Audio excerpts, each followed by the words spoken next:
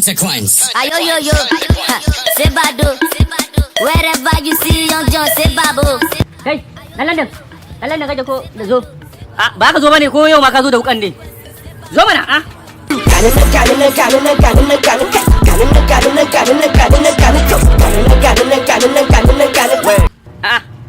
Kwana biyu na ka da zuwa wajen yarinya nan Zuwaira. Me ya faru ne? Ni na fi da wacce nake so a zuciya idan zan faɗa muku sunan tamariya. Ban karaba tambutan uwa. To ita Zuwairan barin da kai? Yanzu fa yaro in za a yi soyayya yanzu sai fa an yi tankaɗe. Sai an sa lariya an yi tankaɗe. Saboda a san an tankaɗe. Na tankaɗe soyayya ta na sa rariya dan in guji cuta Allah ne mai kariya kuma na dace dan na samu mai tarbiya lafazanta da daɗi samsam ba ta a shariya na zan gwanin so dole a yi mini jiniya. Kai tsaya. Na ji kana maganar jiniyan ubanka? Idan an takata jiniyan an maka, shi kuma shugaban ƙasa Muhammadu Buhari a mai wanne? Ba ka zo a ganganta wannan yarinya Zuwaira a haɗa ku da ita ba? Babu lallai ba dole. To shikenan naji ba lalle ba dole. Yanzu ka mun bayani.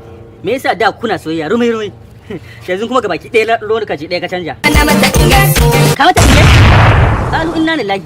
Ita ko wannan yarinya duk tarbiyyar da muka bata iyaye da kakanni. Iyayen mu sun ba mu tarbiyya.